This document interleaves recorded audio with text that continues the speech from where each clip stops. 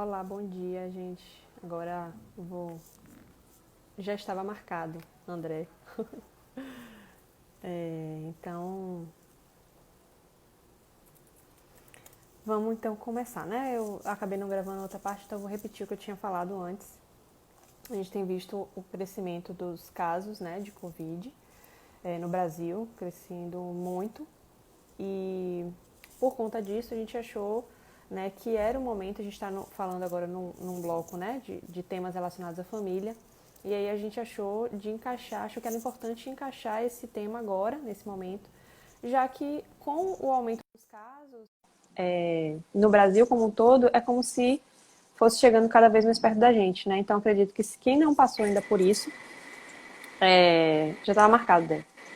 Então, quem ainda não passou por esse processo, né, de ter um desencarne ou uma morte, enfim, em casa, pelo menos conhece alguém que está passando por isso ou que tem algum familiar, né, hospitalizado. Então, a gente realmente achou que valeria a pena falar disso agora, né, nesse momento, porque é um tema, né, que ainda é um tabu, né, falar de morte, de desencarne ainda é muito Verdade. pouco explorado, né?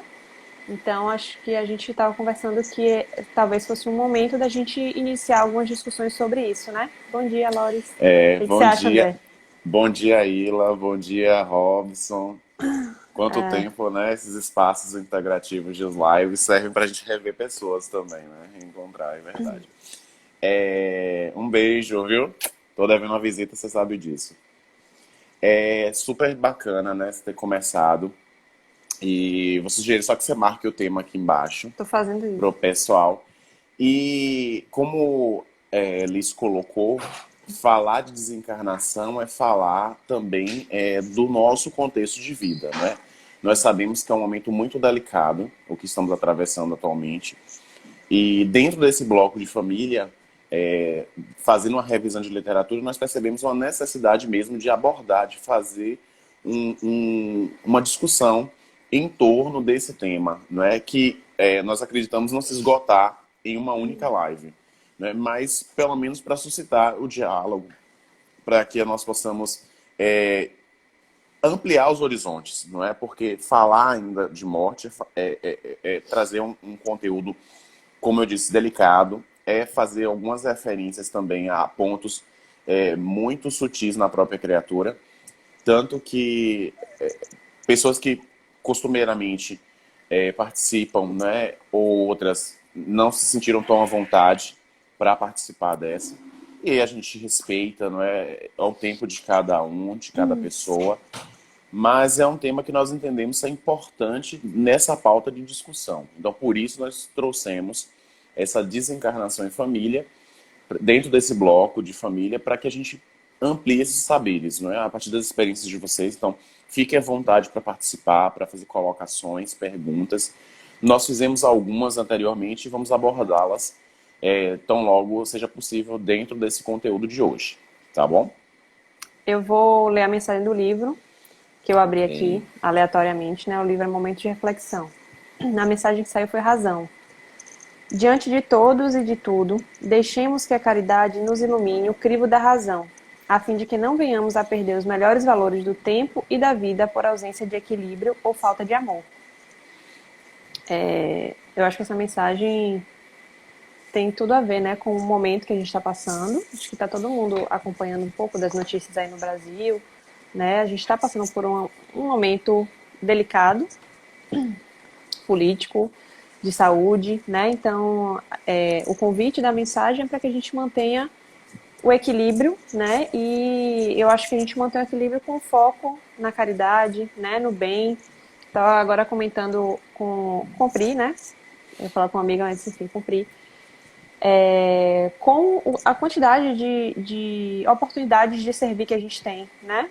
Quem às vezes você de casa mesmo, tem pessoas que estão com condições, digamos assim, né? Que moram sozinhas, ou enfim, que estão numa condição de poder ir a pessoas que estão necessitadas. Então a gente tem realmente várias oportunidades, né? Tem muitas oportunidades mesmo de ajudar financeiramente para quem não quer sair de casa, para quem não quer ir lá comprar, para quem não quer lá entregar. E a gente, né, não. não tem que se sentir mal por isso. Ah, nesse momento o que eu posso ajudar é doando dinheiro, fazendo transferência. Ótimo, é super bem-vinda. Né? Tem pessoas que estão passando fome. Então, acho que o foco deve ser esse, né? É E verdade. E até entender um pouquinho, né? Porque essa mensagem que você leu de razão, nós uhum, vamos perceber que ela tem alguma correlação com aquilo que nós vamos abordar, né? Porque esse uhum, conteúdo de morte, esse conteúdo em torno da desencarnação, ele não suscita somente os sentimentos, não é? A esfera emocional, mas também uma esfera lógica, uma esfera racional, como nós vamos perceber. Então é importante nós tentarmos equilibrar, não é, os sentimentos e a razão, não é nesse sentido. sim. Eu acho que a gente pode começar falando um pouco desculpa, dos termos, né? O termo que a gente colocou, desencarnação. A gente conhece normalmente como morte, o processo, mas a gente usou desencarnação, né? Porque a gente entende, né? Queria trazer essa discussão de como nós somos seres espirituais que estamos vivendo uma aventura humana e o corpo físico que a gente utiliza agora, né? É um dos instrumentos, né? É um instrumento que a gente tem, né? Que recebemos de Deus para poder nos ajudar a evoluir a nós próprios, né? E quando a gente evolui, a gente ajuda também o entorno. Então, né, tem essa troca do termo de morte pelo desencarne, vai nesse sentido de sair da carne, né? De realmente deixar a carne e vivenciar o ser enquanto espírito mesmo, né, André?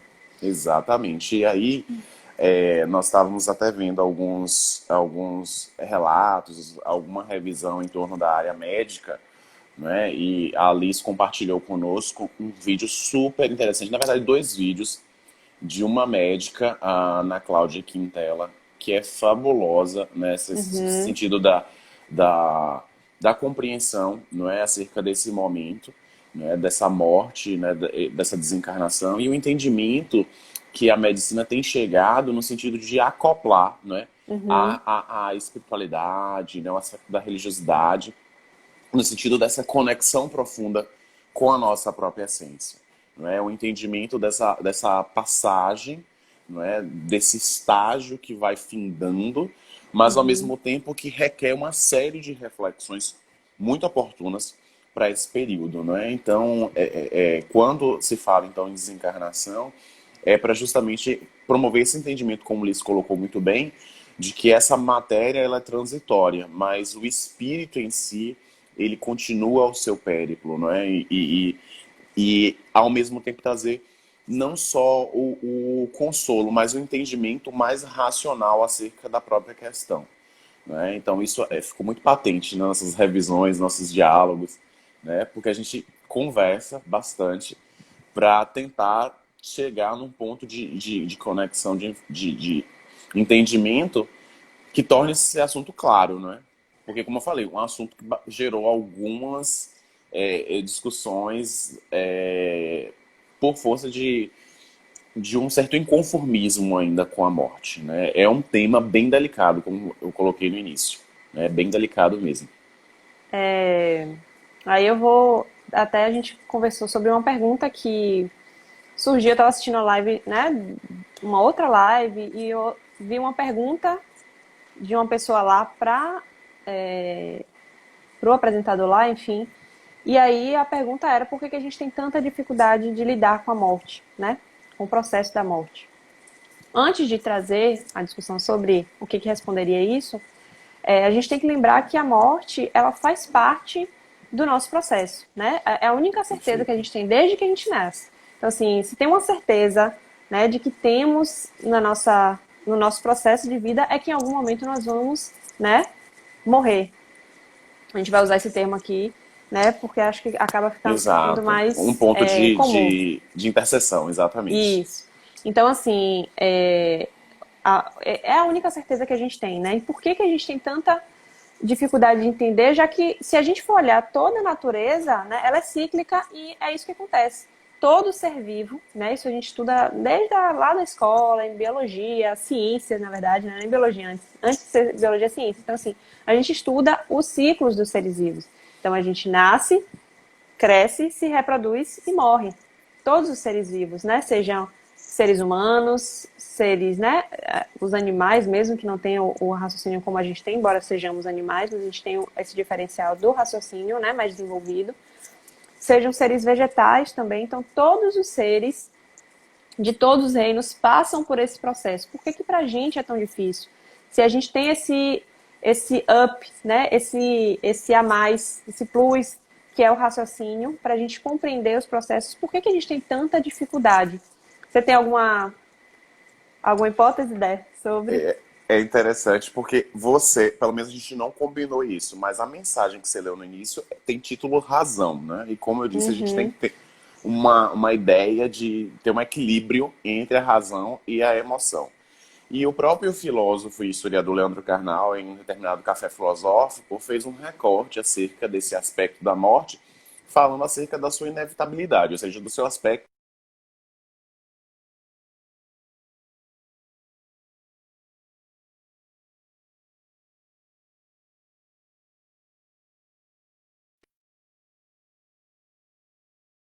até muito prático, né? Muito cirúrgico. Ao mesmo tempo, nos faz perceber a importância, então, de dialogar, de falar sobre, para que a uhum, gente possa se ambientar acerca desses conteúdos. E é interessante que, nesse sentido, então, nós entendemos que, de alguma sorte, nós estamos imersos numa cultura muito imediatista, uhum. muito hedonista, muito materialista. E qual o impacto que isso causa para nós, né? Qual o impacto que isso vai gerar? Só para nós termos uma ideia, a França iniciou um processo de relaxamento no que se refere ao distanciamento social. E aí Uhum. eu acompanhei uma notícia e fiquei um tanto espantado, né? Logo no início, as pessoas se aglutinaram em filas na Zara e numa outra marca bem famosa, não é? E então fiquei a me questionar, não é? Qual é a importância real nesse momento pós distanciamento social de então se aglomerar para adquirir itens de consumo que são supérfluos, né? Qual é o interesse real em torno dessa questão? Então, é, é, lembrar um pouquinho que pelo menos parece que nós invertemos algumas prioridades, né? Nós elencamos esse consumismo exacerbado. Ao mesmo tempo, há uma cultura em torno da funcionalidade, né? Você só é importante enquanto você é útil, você é funcional. Daí o nosso desprezo com os idosos, do não entendimento das pessoas aposentadas, daquelas que labutaram, que efetivamente não compreendem as questões da própria vida, da experiência que eles podem nos transmitir e que, de alguma sorte, acaba repercutindo nesse mundo de relação, fazendo com que o tema da morte ainda se torne um tabu. Né? Há uma evitação em falar da morte, né? Como se esse tema fosse contagioso, parece um vírus. Né? E quando se fala da morte, então, se assemelharia a uma doença contagiosa e a tendência, então, que o indivíduo morresse. Né? Então, devemos falar dessa morte e entender no sentido de desmistificar, né? Joana Sim, de Ângeles utiliza um termo demitizar a morte, ou seja, sim. arrancar a morte desse painel de ignorância, Uhum. de contexto mitológico, mítico, para trazer essa morte no sentido de um ciclo biológico, ou seja, todos nós vamos experimentar, mas a forma como cada um vai encarar a morte é que vai variar de pessoa para pessoa, né? Eu tô vendo que Pri colocou aqui, né? Penso que é um momento muito difícil e ela colocou aqui que é porque desenvolvemos apego. E aí teve um dos comentários que a gente fez as perguntas, né, nos stories, e aí alguém respondeu que tinha medo da saudade, né? Eu acho que tá bem relacionado. Como a gente se apega muito à pessoa, né, ao familiar, ao amigo, a gente tem essa dificuldade de lidar com o processo da perda, né, da separação. Às vezes a pessoa já nem está mais no nosso dia a dia, ela já não faz parte da nossa rotina mesmo, né? mas ela é arrancada de nós, né? Então, Exatamente. E essa experiência não vivida, né, é que dificulta esse desapego, né? sim. Eu até me lembro de duas histórias aqui bem interessantes, né? Uma foi quando um líder de uma doutrina oriental veio ao Brasil e logo no aeroporto ele recebeu um lindo ramalhete de flores, né? Um buquê maravilhoso, foi super pensado. E aí ele se alegrou, né? E passando pelo corredor ainda do aeroporto, ele viu uma pessoa limpando, não é, aquela área, o saguão, e aí ele deu o ramalhete, né? Aí os convidados, né, ficaram um tanto assustados assim, porque tinham pensado muito acerca daquilo, né? E aí depois ele explica, não é? Ele contemplou, ele se alegrou com aquilo, mas ele achou que aquilo também poderia ser útil à vida de outra pessoa. Ou seja, ele queria que aquela felicidade que ele experimentava ao receber aquele presente também outra pessoa experimentasse, não é? Então eu acho que isso é bem interessante nesse sentido. E um outro aspecto que eu também chamaria atenção, que Liz já começou a abordar aí, é de uma história que é contada por Maise Braga, que é uma palestrante espírita lá da comunidade da Comunhão Espírita de Brasília, que ela fala de uma senhora, não é, que tinha um filho e esse filho era piloto de avião. E em determinado momento, o colega dele ia ia para o hospital porque a filha dele ia nascer. Então eles trocam o turno de trabalho e esse jovem então desencarna por conta de um acidente, né? O avião em que ele estava sofreu uma pane e todos morrem.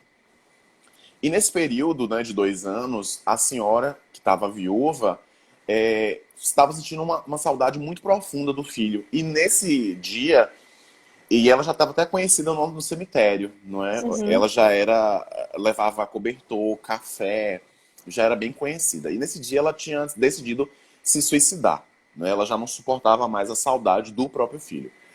E nesse instante, o filho lhe aparece, né? E diz a ela que ele não estava mais ali, né? Graças a Deus, minha mãe, eu não estou mais aí.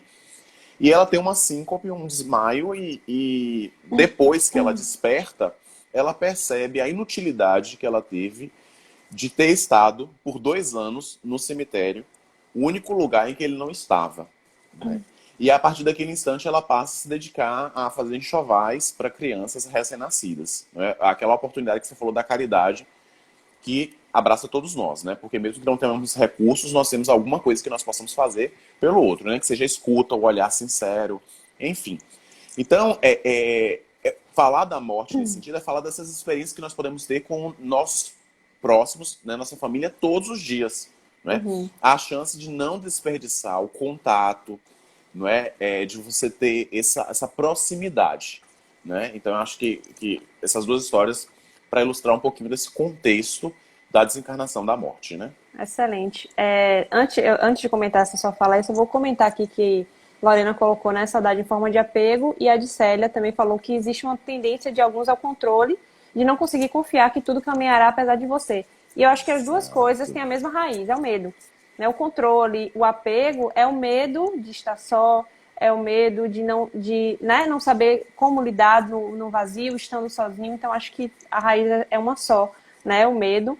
E eu acho que tá aí uma das respostas, né? Por que é tão difícil para a gente lidar com a morte? Porque a gente não lida com a falta, a gente não lida com esse desapego mesmo, né? A gente não está acostumado a falar sobre isso, a gente não está acostumado a, como você falou, encarar de frente. Então a gente sempre fica, na verdade, fingindo que ela não existe. E aí, toda vez que ela vem à tona, e ela é inevitável, né? Tomamos aquele susto, aquele baque de, ai meu Deus, aconteceu o que nunca aconteceria. Então, às vezes a gente fala assim, mas quando uma pessoa é mais velha, é mais fácil, e às vezes não é. As pessoas estão apegadas da mesma forma, né? E ficam. Gente, a gente não está falando aqui do alto de um julgamento como se nós não sofrêssemos. A gente vai falar sobre a importância de vivenciar o luto, não é isso. Né? É só para a gente começar a trazer, e realmente falou da mensagem da razão, ela faz muito sentido aqui, né? O quanto que a gente precisa, muitas vezes, e aí entra o comentário sobre essa história que você comentou, né? Do filho, eu acho que uma das coisas mais difíceis, né? Não desmerecendo nenhuma dor, é um pai perder um filho. E aí tem o filme que tá lá no Netflix, que é A Beleza Oculta, que é um filme que mostra o luto do pai, né? Frente à morte da filha de apenas 6 anos, né? Então, não é um processo fácil, né? Mas isso que Der colocou, da gente começar a beleza oculta é justamente, né? Quem for assistir o filme vale a pena, porque a beleza oculta é justamente o que vem de construção após esse processo de luto, né? Então, a gente vai falar um pouco de como é importante vivenciar luto, né? Sentir essa dor, se permitir sentir a dor, né? Porque às vezes a gente não é, a doutrina espírita não é a única doutrina reencarnacionista, mas tem diversas outras. Então, às vezes nessa ânsia a gente acha que não pode sofrer e não, a gente não só pode como deve sofrer, como a gente deve vivenciar o sofrimento, a dor da perda, né? Porque Claro. eu fico imaginando assim que imagina que principalmente pessoas do nosso dia a dia, mas vamos, né? Qualquer pessoa próxima a gente, que a gente já teve em história, ela cria uma ligação com a gente. E essa ligação, quando a pessoa morre, a sensação que a gente ainda tem é de arrancar, né? Como se quebrasse essa ligação de forma brusca. Então fica aquela ferida aberta. Então, se a gente não cuida dessa ferida, não se permite vivenciar a dor dessa ferida e cuidar dela, colocar o remédio, dar ponto se for necessário, né? Com terapia, com apoio. Se não fizer isso aí, a ferida vai ser sempre aberta, vai ficar sempre doendo, doendo, doendo. Então vai chegar um momento, quando a gente passa no viciador e cuida dela, vai chegar um momento que essa ferida vai cicatrizar. A cicatriz vai ficar ali, a gente nunca vai esquecer da pessoa. A gente nunca vai deixar de lembrar dela em alguns momentos. Mas já é um sentimento, já é uma saudade, não do apego, como o Loris falou aqui. É uma saudade pelo amor vivenciado, né? É uma saudade Exato. daquilo que foi vivenciado, mas sem aquele apego de que, mas eu queria que ela estivesse aqui, né? Então, Exatamente. assim, acho que vem muito daí.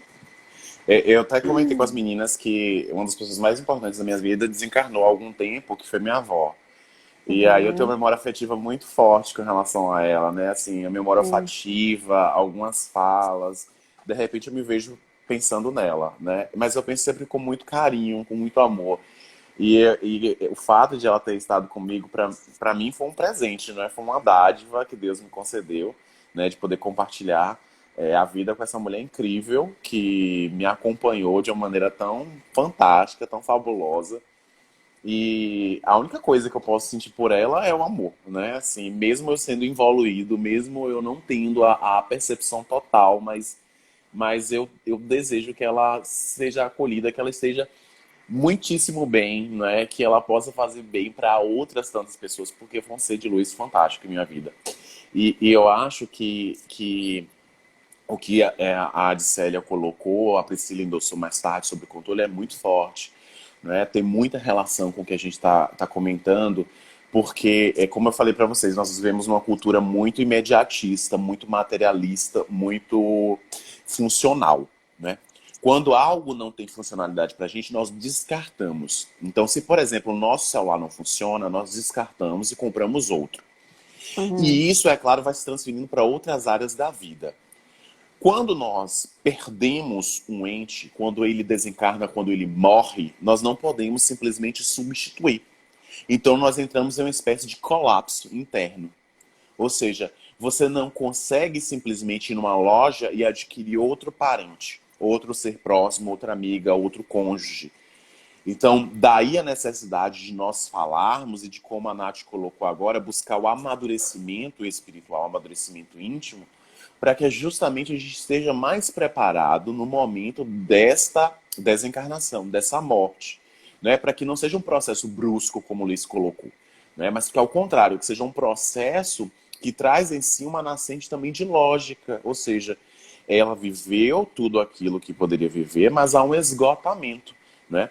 A morte ela pode se dar pelo envelhecimento, ela pode se dar por um acidente, ela pode se dar por uma doença, né? Por um ato perpetrado pela própria criatura, no caso do suicídio, por exemplo. Mas o fato é que nós precisamos entender a morte sobre uma nova concepção, né? No sentido de ela fazer parte de nossas próprias essências.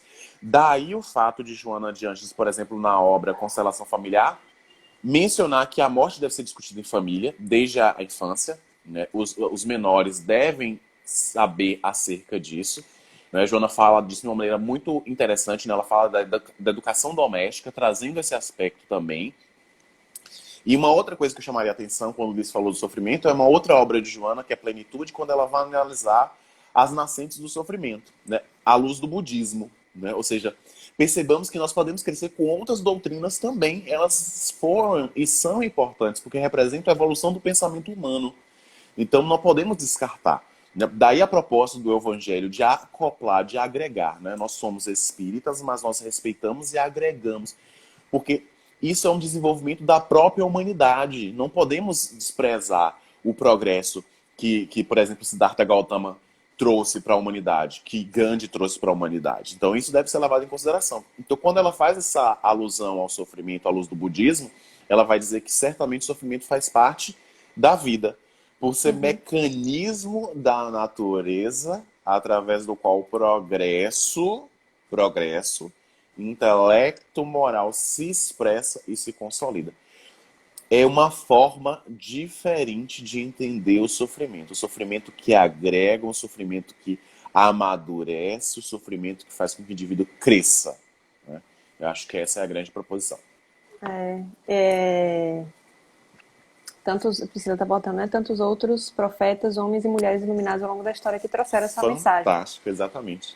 Tem um psiquiatra austríaco que é o Viktor Frankl.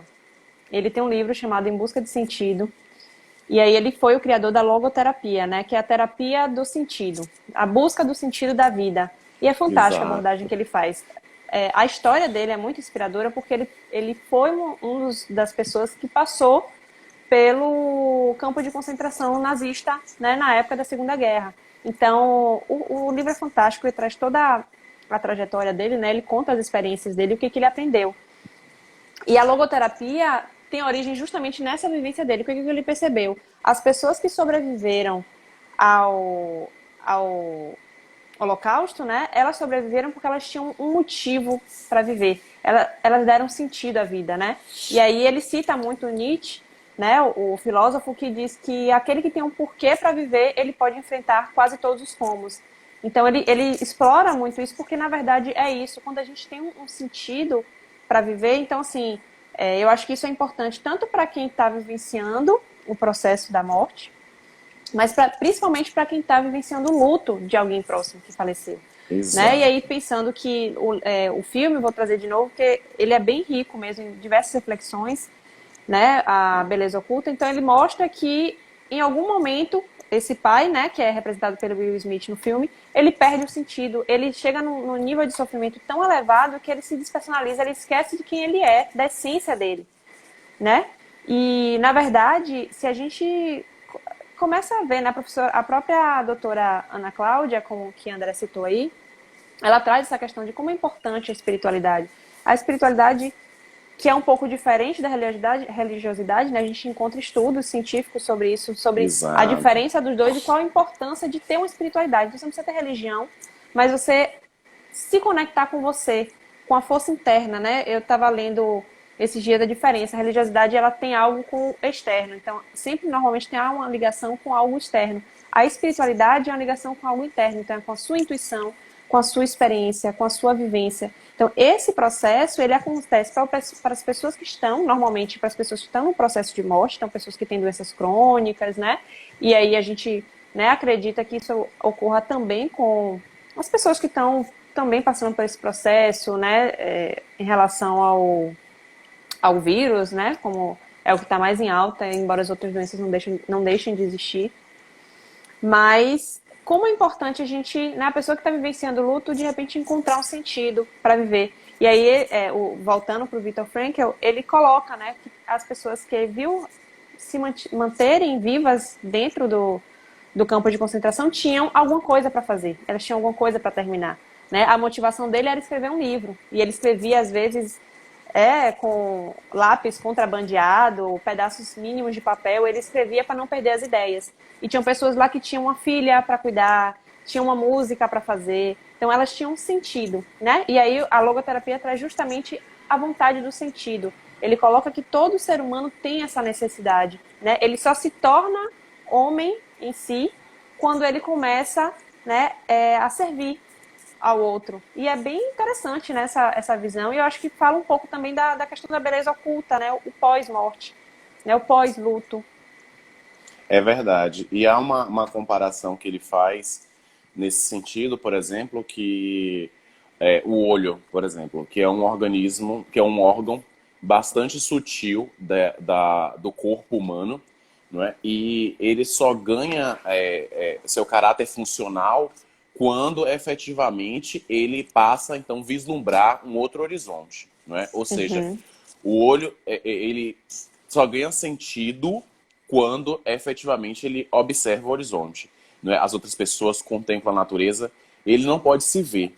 Então, da mesma forma, ele vai estabelecer esse ponto de conexão, né? O homem só se torna homem quando ele se coloca a serviço de uma coletividade, não é? Quando ele está à disposição para auxiliar. Então, essa necessidade que nós temos também de desenvolver isso em nós, né? Dessa espiritualidade, da importância de nós termos esse elemento racional também em nossas próprias vidas, não é? De entendermos que nós temos caminhos individuais, como a Adsélia está colocando, né? Mas que a nossa vida tem que ter um propósito, né? Tem que ter algo que nos toque, que nos mobilize, né? O que é que mobiliza a sua própria vida, né? E de que forma nós podemos entender esses entes que estão ao nosso lado, ao nosso redor, que estão mobilizando a nossa própria existência, não é? De que forma eles estão impactando, não é, a nossa própria vida. E isso, é claro, essas reflexões, essas perguntas, elas não precisam ser respondidas imediatamente, mas é preciso que a gente reflita e, a partir daí, estabeleça vínculos mais duradouros, no sentido de aproveitarmos a experiência diária, não é? Ou seja, o contato, o olhar, o sentimento bom que nós podemos nutrir uns para com os outros. E isso, é claro, vai permitir que a experiência do luto ela se dê de uma maneira mais, digamos, menos sofrível, né? Mais tranquilo, porque nós vamos sentir, isso é natural. Né? Como o Liz colocou, é importante você Sim. passar o luto. E olha, o luto é tão importante que ele é um aspecto analisado à luz da filosofia, à luz da antropologia, da medicina, da psicologia, ou seja, diversas áreas abarcam a importância de vivenciar o luto, não é? De você, de repente, estar presente naquela reunião, naquela ocasião, né? Manuel Flamengo de Miranda faz até uma menção a acompanhar o caixão, né? O processo de cremação, para que você vá entendendo a normalidade daquele processo, para que aquilo não o assombre, não o amedronte. Né? Foi inclusive uma das perguntas que nós fizemos. Né? A morte amedronta, a morte causa algum tipo de temor em você. Então é esse processo que nós vamos tendo cuidado de rever. E nesse vídeo que Liz coloca também, que ela sugeriu, né, do TED, que é da Ana Cláudia Quintana, que é uma médica que trabalha com os cuidados paliativos, não é? Uma médica Paliativo. bem interessante nesse sentido. Ela fala, inclusive, da percepção oriental, não é? Falando da dissolução e o Sim. entendimento da morte à luz de elementos, né? Dos 4 elementos. Eu acho interessante a forma como ela vai pontuando cada elemento e entendendo essas fases que nós vamos passando quando estamos diante desse fenômeno inevitável, né? E tão interessante quanto o entendimento que ela nos traz, dessa dissolução elementar, dessa passagem, não é, a partir do entendimento da própria criatura, porque até então nós estamos falando do entendimento para com os outros, né? Nós, para com aqueles que desencarnaram ou estão desencarnando. Mas o interessante é que a visão de Ana Cláudia nesse sentido é do enfermo, daquele que está sofrendo, que está acometido por uma doença terminal, como é o processo que ele Uhum. experiencia, não é? Esse processo que, nesse caso, vai sendo uma revisão também da própria existência e, por fim, qual é a essência que ela nota? A amorosidade. E isso, palavras dela, né? Desse estudo que ela vem empreendendo a partir desses casos, ela que já é médica desde 1993, não é? E trazendo esse entendimento dessa Sempre trabalhou, essência, né? sempre trabalhou com isso, uma área marginalizada da medicina, como ela aborda, realmente é uma área pouco notada, Eu vou citar aqui uma outra médica interessantíssima, que é a doutora Elizabeth Kubler-Ross, que tem trabalhos belíssimos em torno da morte e morrer, dessa revisão de literatura. Ela que foi uma das especialistas, uma das pioneiras da tanatologia, que é a ciência que estuda a morte, né? E se defrontando com pacientes terminais, ela percebia que muitos deles passavam por esse processo da morte de uma maneira muito mais sofrível porque eram abandonados, né? Havia um abandono. Nós temos essa tendência de não se aproximar, de abandonar, achando que a morte é contagiosa, né? Não, não, cuidado. Não vamos falar sobre a morte, porque de repente eu posso ser acometido de um acidente e também morrer. É como se a morte fosse algo extremamente negativo, contagioso, fosse uma peste, um mal. Na verdade, ela entendeu que quando ela cuida do paciente, quando alguém cuida, mesmo que ele morra, ele morre de uma maneira diferente. É o que a Ana Cláudia também disse, né? Duas médicas em épocas diferentes falando a mesma coisa acerca do fenômeno da morte, né? E eu acho que é Isso é bem importante. interessante, né? Ah. Pode falar, meu amor. Não, eu acho que é bem importante, né? Essa visão que a gente tem dos dois lados, né? De quem vivencia o luto, mas de quem também está passando pelo processo, né? Da morte. Porque uma das coisas que a doutora Ana Cláudia comenta num dos vídeos dela é como eu achei bem bonito, assim, porque ela dizendo que a pessoa, quando ela está no processo, né, de morte, ela se, ela se encontra com o que há de mais humano, né, e o que há de mais divino dentro dela, que ela se percebe amor. Ela não só sente amor, mas ela se torna o próprio amor, É como se ela né, florasse, né? e exatamente, Florescesse, é né? isso. Eu acho que todas as necessidades que você chegou a falar do consumismo, né, todas essas ilusões que a gente tem dessa vida material aqui, elas vão perdendo a importância. A pessoa vai tendo uma clareza de que o que importa são as conexões que ela fez, né? E aí, em outros momentos, já li entrevistas dela e ela falando de como é visível, né, as pessoas que estão nesse processo da morte, é só o que elas se lembram, né? Só o que elas se arrependem de não ter conversado com o filho mais vezes, de não ter se reconciliado com algum familiar, com algum amigo, né? Então, tudo isso a pessoa vai tomando consciência, né, às vezes, nesse momento. Então, o processo de morte, ele, né? Ela coloca uma frase que é o título de um dos livros dela, né, a doutora Ana Cláudia, falando sobre a morte é um dia que vale a pena viver. Ele é um processo que tem uma beleza em si, né? De novo, aqui a gente não está falando, né, a gente não está desconsiderando o sofrimento de ninguém, ao contrário. A gente está aqui, Exatamente. né, trazendo algumas reflexões para ajudar no processo, né? Mas como existe também toda essa beleza, né, dentro do processo da morte. E aí até Deco comentou, né, que ela traz um pouco da medicina oriental, que eles percebem como que eles têm uma visão clara do processo de morte, né? Então se dissolve primeiro o elemento terra, né? E aí a pessoa perde um pouco a mobilidade. Depois é o elemento água, que a pessoa fica mais quieta, né? Que ela fica mais introspectiva. E aí tem estudos mostrando o quanto que essa introspecção ela é necessária para a pessoa que está nesse processo de morte, né? Para ela refletir sobre todas essas questões que a gente está falando aqui, que afloram naturalmente. São muitas questões que voltam à mente da pessoa, da vida. Então, esse momento de introspecção, ele não só é natural, como ele é necessário, né? E aí, Exatamente. quando se dissolve o fogo, e é bem interessante, né, que quando vai se dissolver o fogo, antes dele se dissolver, ele primeiro fica aflorado, né? E quando ele aflora,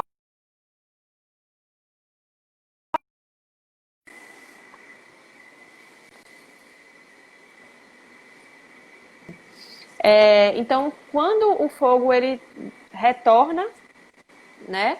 É, a pessoa tem aquela melhora, que é como se fosse um sopro final, né?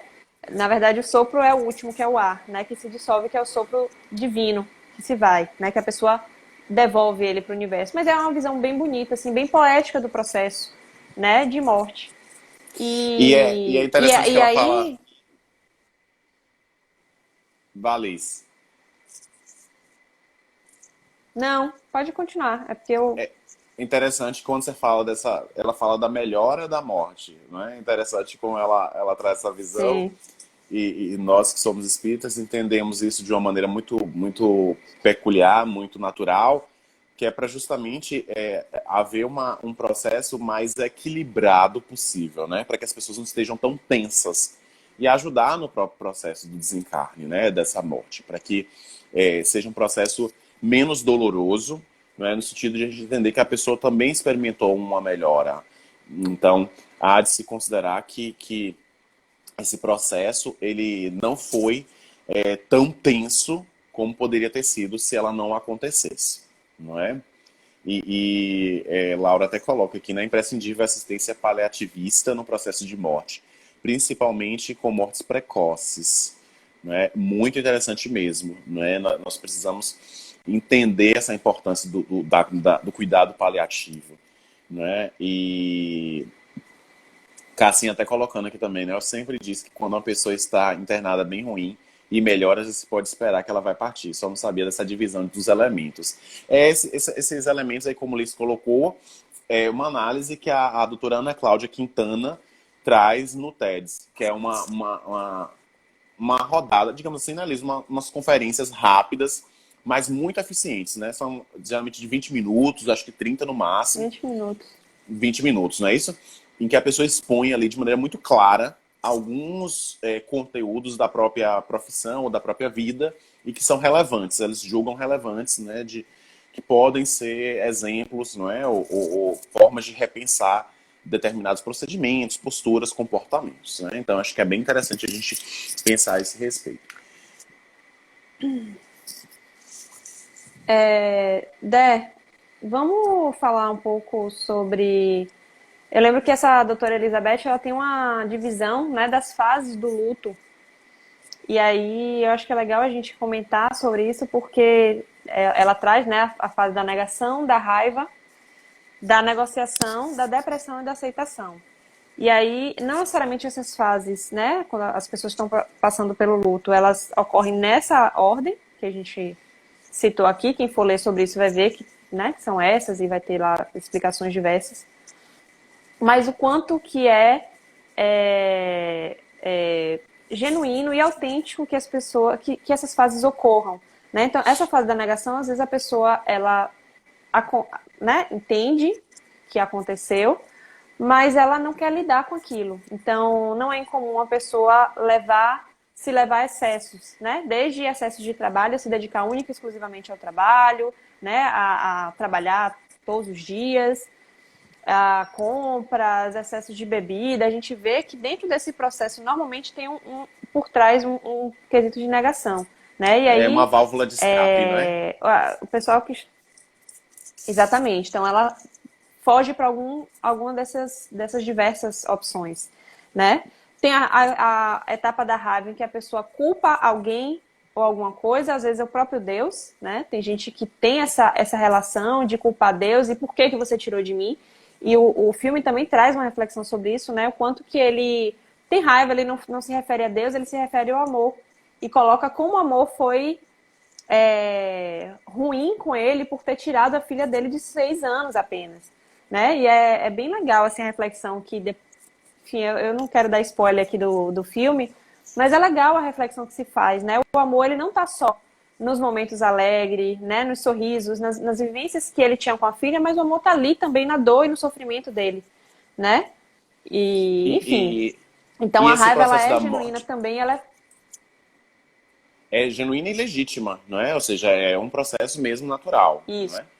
E ao mesmo tempo, Liz, só complementando um pouquinho, sim, revela um pouquinho da nossa natureza mais instintiva, não é? Essa emoção básica, né? Muito sim, relacionada também ao egoísmo, né? sim. Essa incapacidade de desapegar, não é? Quando a gente fala, por exemplo, de mortes prematuras, a gente É. percebe isso, né? Porque Deus, né, leva aquele que está forte, saudável e deixa o mais velho, não é? E nós não percebemos que muitas Uhum. vezes essa partida ela traz consigo esses pontos de reflexão e entendimento de que talvez aquela seja uma oportunidade de repensar, né, para aqueles que ficam, né? E ao mesmo tempo daquele que parte um sentido de de ele ter conseguido absorver o necessário e então dar continuidade à sua jornada de uma outra forma, né? Ou seja, não há uma necessidade de ele continuar naquele estágio, mas aonde quer que estejamos, nós temos esses pontos de conexão, né? Que a própria física quântica vai também elucidando, vai esclarecendo e que nos permitem, né, um entendimento mais profundo acerca dessas relações que não se rompem, né? O aniquilamento do corpo não significa o aniquilamento das relações que nós mantemos, né? Daqueles que partiram. Pelo Sim. menos essa é uma visão que vai então nos trazer uma nova postura diante do fenômeno da morte, né? E uma das fases também que ela coloca, né, é a fase da depressão, que é uma fase também que se coloca como importante ser vivenciada, que é justamente o cair, quando a ficha cai, né? A pessoa se dá conta de que, de fato, né, aquele familiar, aquele amigo não está mais ali, e aí é um momento de tristeza intensa. E aí, a unanimidade dentro do científico, principalmente, de como a vivência desse momento, né? A vivência dessa dor, a vivência, embora e aí tem durações variáveis, o apoio psicológico, né? Um apoio de alguma terapia, de algum grupo terapêutico possa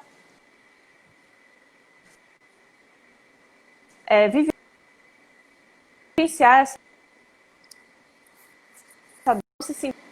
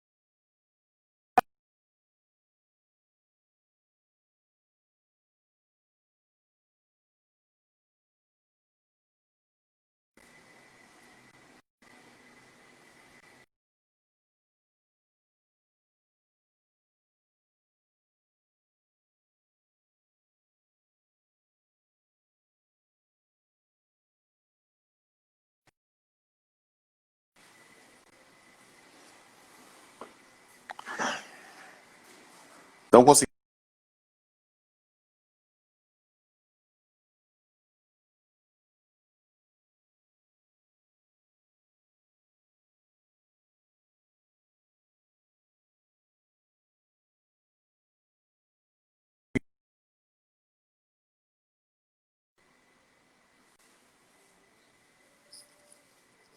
Liz, tá ouvindo? Não.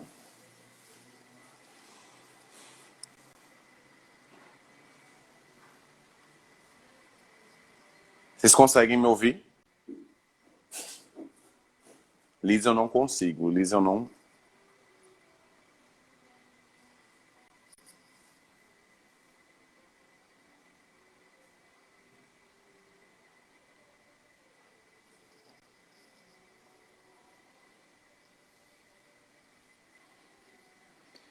Liz, reinicia, que a gente não.